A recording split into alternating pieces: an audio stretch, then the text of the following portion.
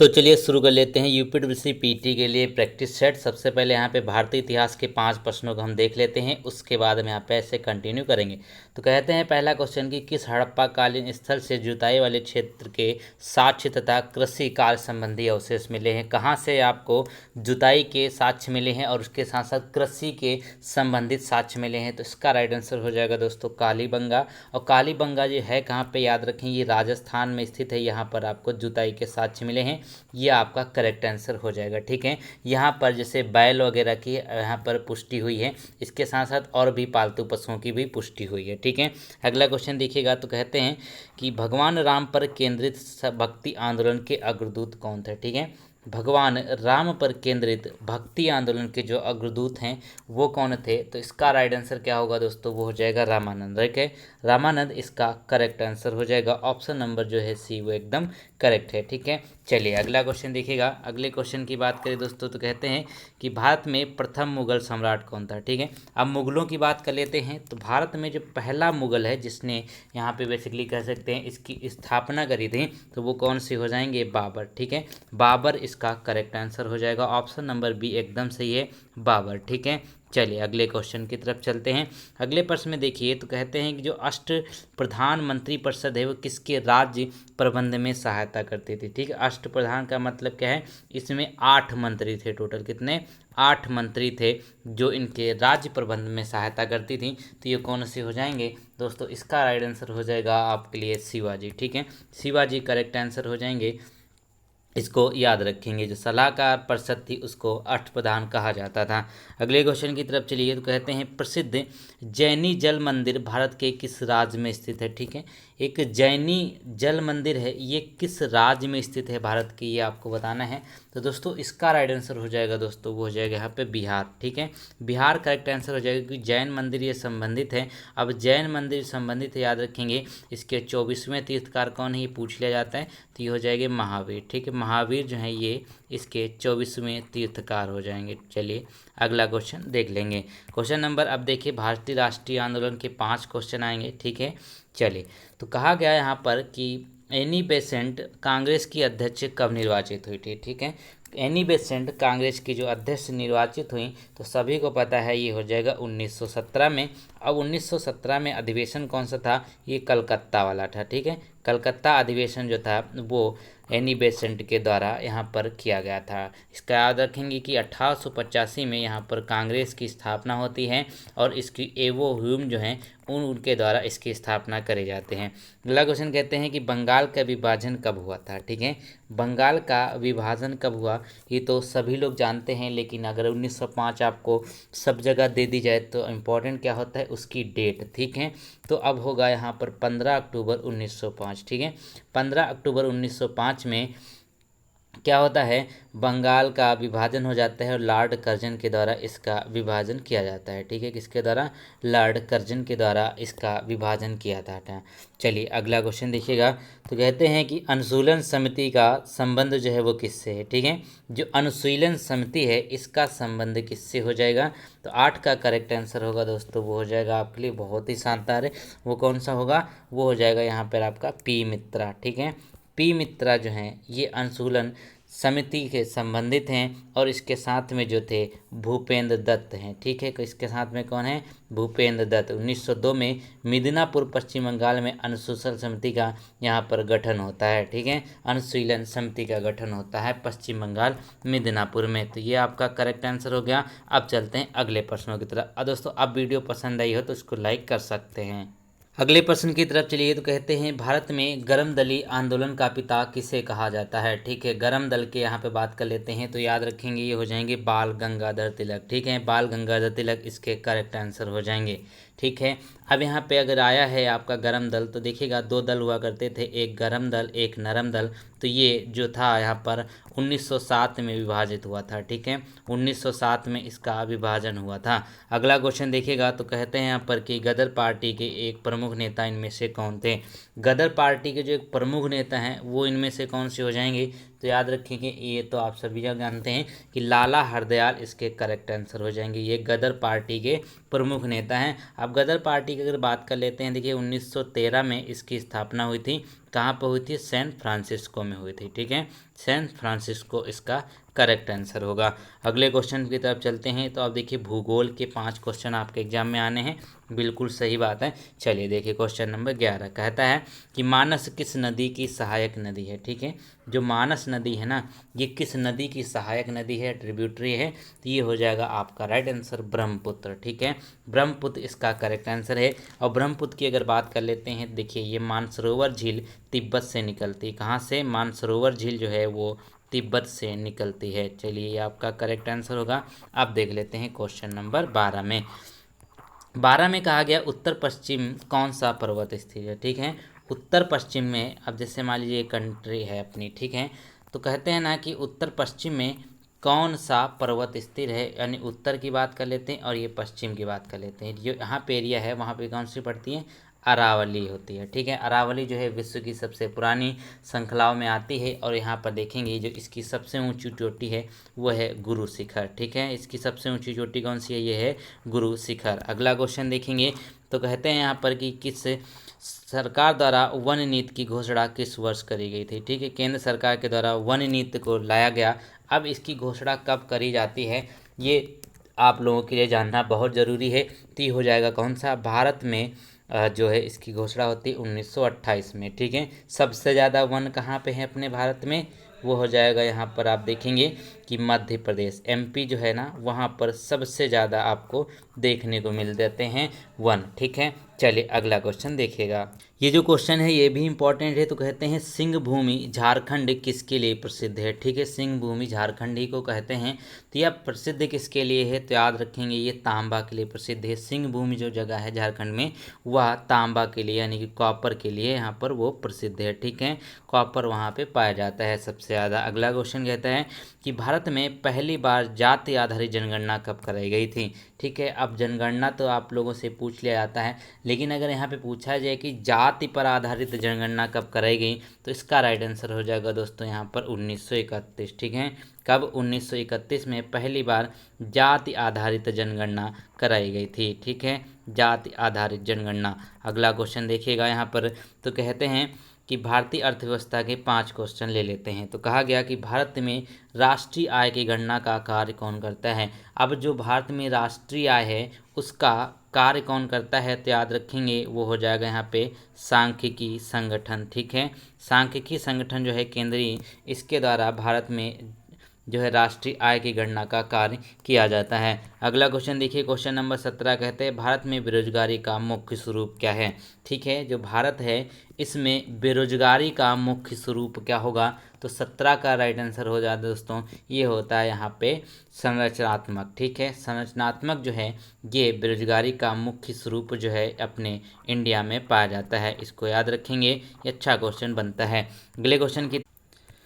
अगले क्वेश्चन की तरफ चलते हैं। तो कहा गया कि राष्ट्रीय ग्रामीण रोजगार गारंटी योजना जो नरेगा है इसको कब शुरू किया गया। तो देखिएगा जो इसको शुरू किया गया था 2006 में। इसके बाद यहाँ पर इसको जोड़ा गया था, क्या? मनरेगा कर दिया गया था। अब देखिएगा मनरेगा कब किया गया, ये 2009 में किया गया। अब 2006 आपको दिख रहा है, 2 फरवरी 2006 को राष्ट्रीय ग्रामीण रोजगार गारंटी योजना की शुरुआत हुई थी। अगला क्वेश्चन देखिए, तो कहते हैं भूदान आंदोलन किसके द्वारा प्रारंभ किया गया था। अब भूदान आंदोलन जो है इसको शुरू करने का जो श्रेय जाता है दोस्तों, वो जाता है यहाँ पर किसको? विनोबा भावे को। ठीक है, विनोबा भावे जो है इनको श्रेय जाता है भूदान आंदोलन का। ठीक है, याद रखेंगे सबसे पहले इन्होंने भूदान आंदोलन की शुरुआत करी थी। और यहाँ पे व्यक्तिगत सत्याग्रह का भी जो है इनका श्रेय जाता है विनोबा भावे को जाता है। अगला क्वेश्चन देखिएगा, यहाँ कहते हैं कि राष्ट्रीय विकास परिषद का अध्यक्ष कौन होता है, वो भी पदेन अध्यक्ष होता है। इसका मतलब क्या है, ये चुना नहीं जाता है बल्कि मतलब इसको मतलब बनाया जाता है। बेसिकली यहाँ पे पदेन अध्यक्ष होता है। तो कौन होते हैं, तो 20 का करेक्ट आंसर होगा दोस्तों, वो क्या हो जाएगा? प्रधानमंत्री होते हैं। ठीक है, प्रधानमंत्री ऑलरेडी इतने बड़े पद पे हैं तो 20 लगातार इसका पदेन अध्यक्ष जो होता है वो राष्ट्रीय विकास परिषद का होता है। इसकी स्थापना कब होती है? 1952 में होती है। ठीक है, चलिए क्वेश्चन नंबर 21 में देखिएगा। अब भारतीय संविधान और लोक प्रशासन से संबंधित क्वेश्चन देखिएगा। अब कहते हैं 21 में कि संविधान सभा की प्रथम बैठक कब हुई थी। ठीक है, जो संविधान सभा है इसकी प्रथम बैठक कब होती है, तो याद रखेंगे ये हो जाएगा आपका 9 दिसंबर 1946 को संविधान सभा की प्रथम बैठक आयोजित कराई जाती है। अब यहाँ पे देखिएगा इसी बैठक में क्या किया जाता है, डॉक्टर सच्चिदानंद सिन्हा को क्या किया जाता है, इनको मतलब संविधान सभा के अध्यक्ष घोषित कर दिया जाता है। लेकिन यहाँ पे 2 दिन के बाद ही जो राजेंद्र प्रसाद हैं इनको स्थायी सदस्य घोषित किया जाता है, यानी कि परमानेंट बना दिया जाता है। सच्चिदानंद जो थे ये अस्थायी थे, यानी कि टेम्परेरी। अगला क्वेश्चन देखिएगा तो कहते हैं संविधान सभा में राष्ट्रगान को कब स्वीकार किया गया। जो क्वेश्चन है ये बहुत ही अच्छे हैं, पूछे जाते हैं, ऐसे ही प्रश्न देखने मिलेंगे आपको पीटी में। कुछ प्रश्न तो देखिए टफ तो आते ही हैं। तो कहते हैं संविधान सभा में राष्ट्रगान को कब स्वीकार किया गया, तो इसका राइट आंसर हो जाएगा दोस्तों 24 जनवरी 1950 में। ठीक है, 24 जनवरी 1950 में हम यहाँ पे देखेंगे कि राष्ट्रगान को स्वीकार किया गया था। अब यहाँ पे एक चीज़ जाने कि राष्ट्रगान है ना, उसको 52 सेकंड में गाया जाता है। ठीक है, 52 सेकंड में गाया जाता है।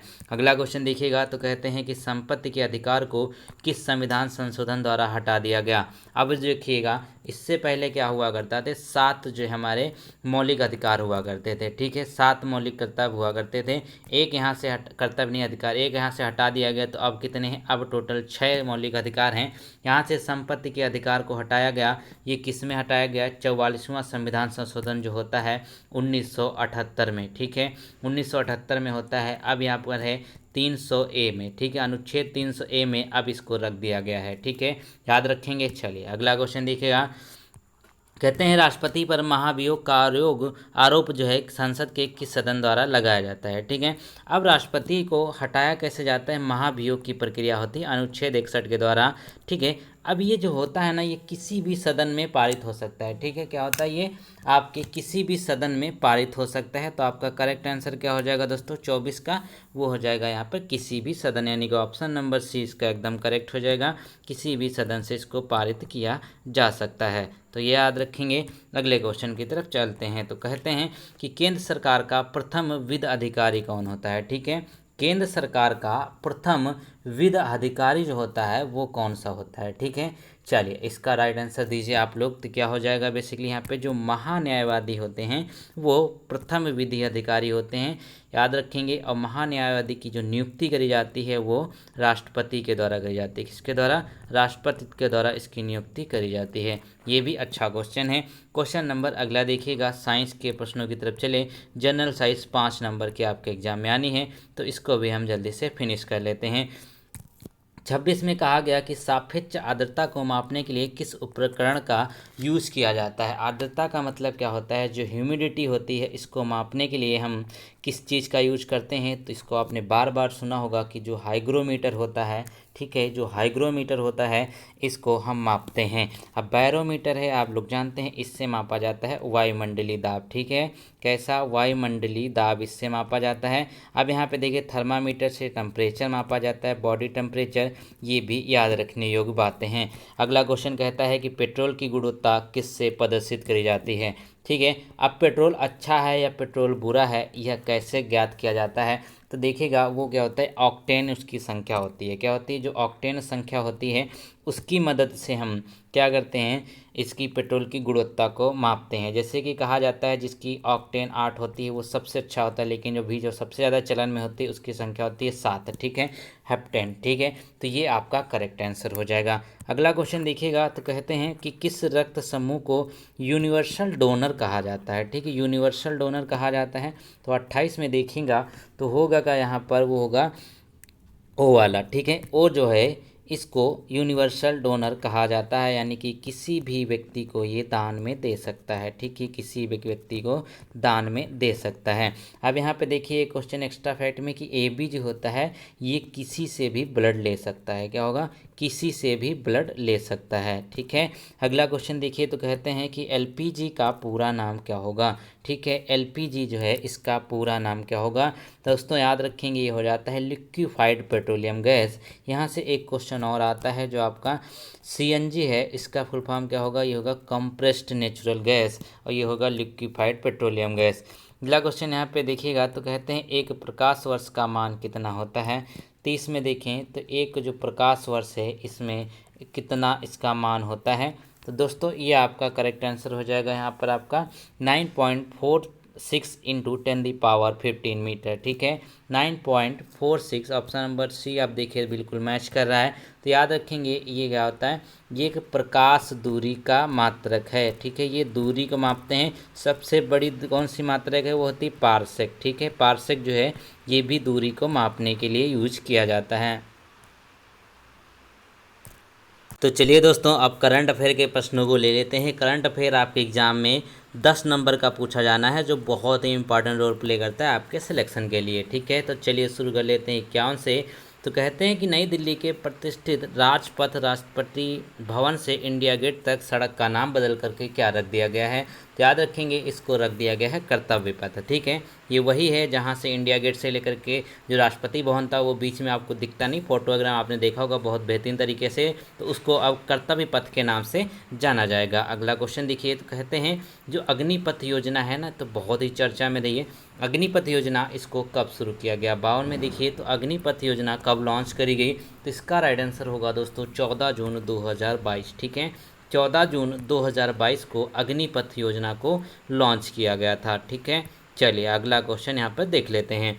अगले प्रश्न की बात कर लीजिए, तो कहते हैं कि पीएम मोदी भारत के पहले स्वदेशी विमान पोत INS विक्रांत को नौसेना में कहाँ पर शामिल किया है। पीएम मोदी ने, ठीक है, जो विक्रांत है उसको कहाँ पर शामिल किया है इन्होंने। तो याद रखेंगे ये जो आपका करेक्ट आंसर है ये होगा कोचीन शिपयार्ड लिमिटेड, ठीक है। कोचीन शिपयार्ड लिमिटेड जो कोची में है।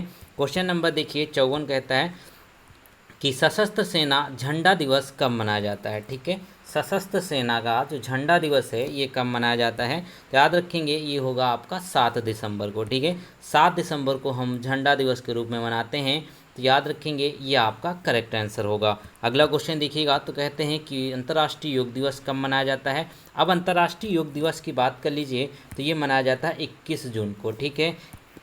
इंडिया ने इसकी शुरुआत करी थी और ये देखिए पहली बार कब मनाया गया था इंटरनेशनल लेवल पर, ये मनाया गया था 2014 में, ठीक है, 2014 में। अगला क्वेश्चन देखिएगा, तो कहते हैं कि जून 2022 को इसरो द्वारा लॉन्च किए गए रॉकेट का नाम क्या था, ठीक है। जून 2022 में इसरो के द्वारा एक रॉकेट को लॉन्च किया जाता है, तो वो क्या हो जाएगा यहाँ पर PSLV C-53, ठीक है। कौन सा, PSLV 53 जो है C-53 इसको लॉन्च किया गया था। अगला क्वेश्चन देखिए, तो कहते हैं सुभाष चंद्र बोस की 125वीं जयंती को किस दिवस के रूप में मनाने की घोषणा करी गई, ठीक है। ये तो बहुत ही बार पूछा जा चुका है ऑलरेडी कई एग्जाम में, तो ये हो जाएगा यहाँ पे पराक्रम दिवस को, ठीक है। कब हो जाएगा, पराक्रम दिवस के रूप में इसको मनाने की घोषणा करी गई। एक क्वेश्चन यहाँ से बनता है कि सुभाष चंद्र बोस ने महात्मा गांधी को सर्वप्रथम राष्ट्रपिता कहा था, ठीक है। सर्वप्रथम राष्ट्रपिता महात्मा गांधी को सुभाष चंद्र बोस ने कहा था।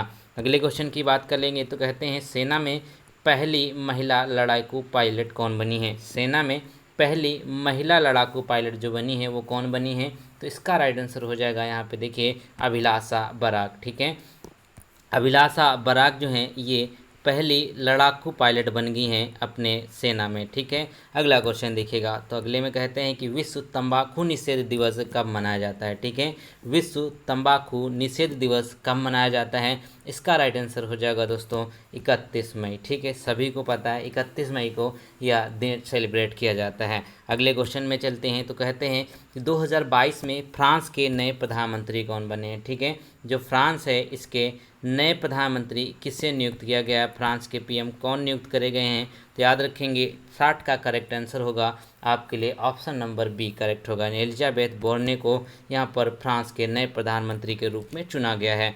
अगले क्वेश्चन की तरफ चलते हैं, जनरल अवेयरनेस के 10 प्रश्न, ठीक है। बहुत ही अच्छे क्वेश्चन हैं और आप लोग पढ़ने में भी बहुत अच्छे हैं क्योंकि आप लोग इतना अच्छा आंसर जो कर रहे हैं। तो कहते हैं व्यास सम्मान पाने वाली भारत की प्रथम महिला कौन थी, ठीक है। व्यास सम्मान पाने वाली जो भारत की प्रथम महिला है वो चित्रा मृदुगुल है। कौन है वो, चित्रा मृदुगुल। क्योंकि 2-3 बार अगर आप एक नाम को रिपीट करते हैं तो भले आपको वो आंसर ना आता हो, लेकिन जब क्वेश्चन एग्जाम में देखेंगे तो आपको पहले स्ट्राइक कर जाएगा कि कहीं यह तो नहीं, और जो पहले स्ट्राइक करता है ज़्यादातर वो सही हो जाता है।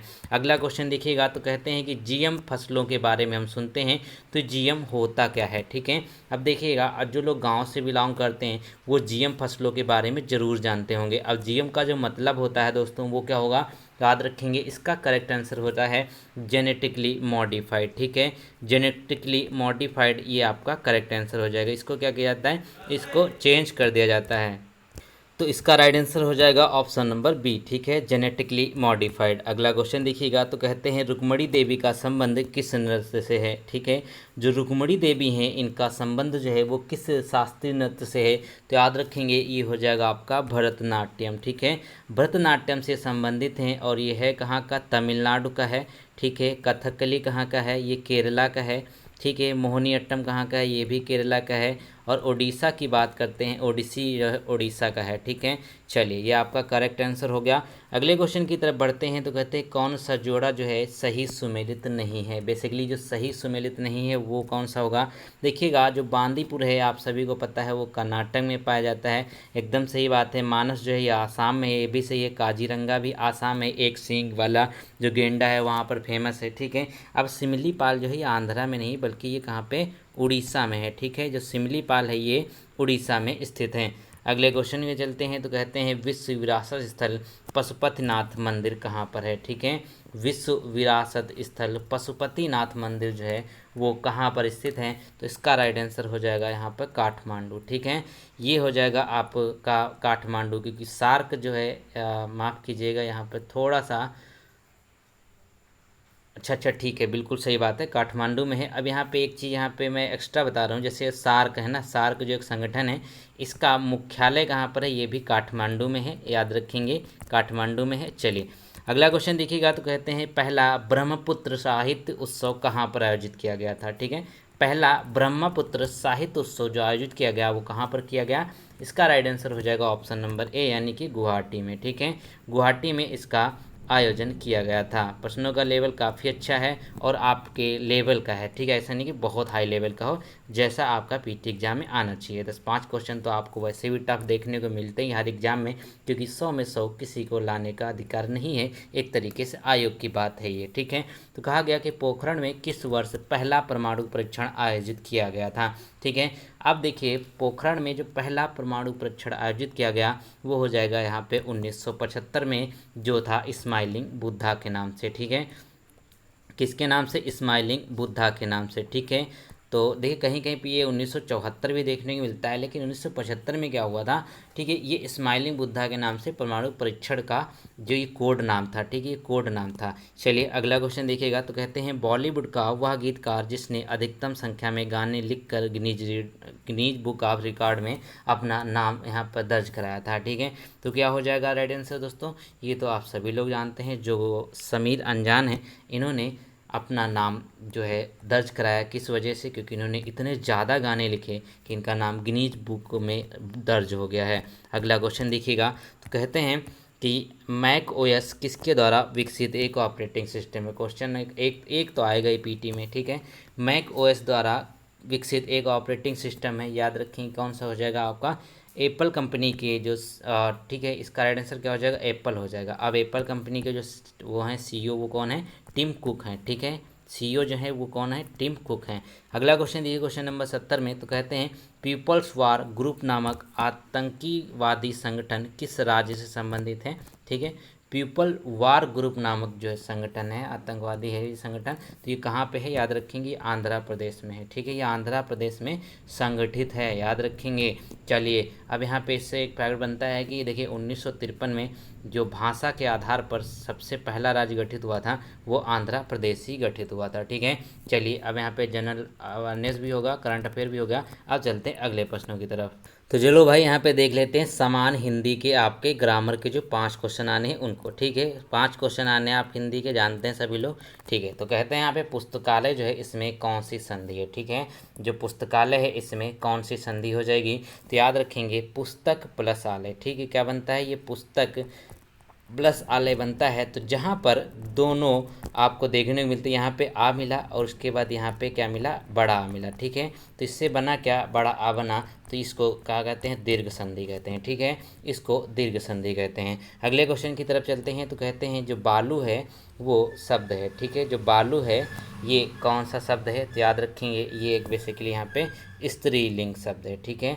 बालू जो होता है ये एक स्त्रीलिंग शब्द, जिसमें कहते हैं बालू पड़ी हुई है, ठीक है, याद रखेंगे। चलिए अगला क्वेश्चन, सरसों फालतू लिखा है, तो बालू जो है वो शब्द है स्त्रीलिंग। अगला क्वेश्चन कहता है जो खे खाना मुहावरे का अर्थ क्या होगा, ठीक है। खे खाना मुहावरे का जो अर्थ होगा वो क्या होगा, तो 38 में देखिए, तो ये क्या हो जाएगा यहाँ पे, बुरी दशा में रहना, ठीक है, बुरी दशा में रहना, ये खे खाने मुहावरे का अर्थ हो जाएगा, ठीक है। खे खाना मुहावरा जो है इसका अर्थ हो जाएगा बुरी दशा में रहना। अगला क्वेश्चन देखिए, क्वेश्चन नंबर जो 39 है वो कहता है कमल का पर्यायवाची शब्द है, ठीक है। कमल का पर्यायवाची शब्द जो है वो क्या हो जाएगा, 39 में देखिए, तो बेसिकली इसका राइट आंसर हो जाएगा दोस्तों अरविंद, ठीक है। अरविंद जो है ये कमल का पर्यायवाची है, इसको सभी लोग जानते हैं। कमल के तो बहुत सारे पर्यायवाची होते हैं। क्वेश्चन नंबर 40 में देखिएगा, तो कहते हैं यहाँ पे कि वाक्यांश के लिए एक शब्द दीजिएगा। लास्ट क्वेश्चन हिंदी ग्रामर का, ठीक है। तो वाक्यांश की जो कभी बूढ़ा ना हो उसके लिए एक शब्द यूज किया जाता है, कौन सा, वो होता है यहाँ पर आपका अजर, ठीक है। अजर जो है ये यूज किया जाता है जो कभी बूढ़ा नहीं होता उसके लिए, ठीक है।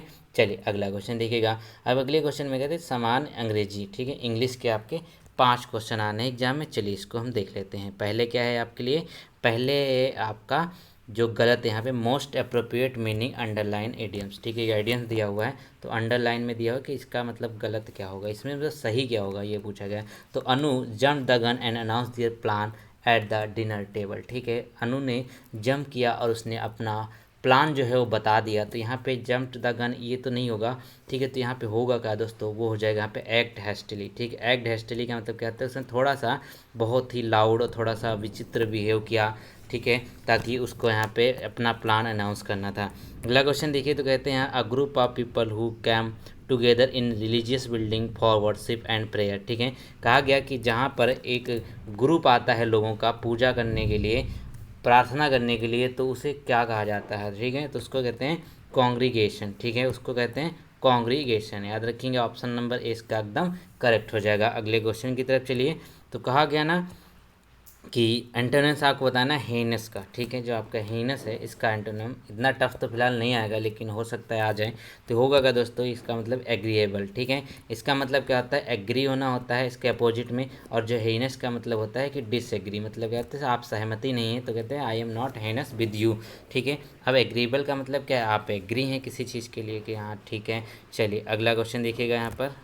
तो दोस्तों क्वेश्चन नंबर अगले देख लेंगे। तो 44 में कहा गया कि ऊपर जो लिखा हुआ उसमें क्या भरा जाएगा, ठीक है। Simply but happiness is satisfaction of mind however different individual dash different of perception of how to achieve, ठीक है। तो यहाँ पे बोला गया, यहाँ पे आपको पहले वाले में क्या भरा जाएगा, तो simply happiness is satisfaction of mind, तो कहते हैं सिंपली जो खुशी होती है वो माइंड के लिए सेटिस्फेक्शन होती है। हाउ वर डिफरेंट इंडिविजुअल, यानी कि वो कितना डिफरेंट हो सकता है, मतलब लोगों के लिए डिफरेंट हो सकता है, ठीक है। तो यहाँ पे भरा क्या जाए, हैव डिफरेंट परसेप्शन, ठीक है। और डिफरेंस जो होते हैं वो क्या होता है, डिफरेंट परफेक्शन होते हैं हर किसी के, तो have different perfection of how to achieve dash में, ठीक है। तो ये भरा जाएगा आपका 45 का। तो इसमें क्या भरा जाएगा दोस्तों, 45 में जो भरा जाएगा ये हो जाएगा आपका हैप्पीनेस, ठीक है। तो हैप्पीनेस के डिफरेंट परसेप्शन होते हैं, सभी के अलग अलग होते हैं, याद रखेंगे। जो आपका हैप्पीनेस है ये आपका उसमें भरा जाएगा। आप चलते हैं अगले प्रश्नों की।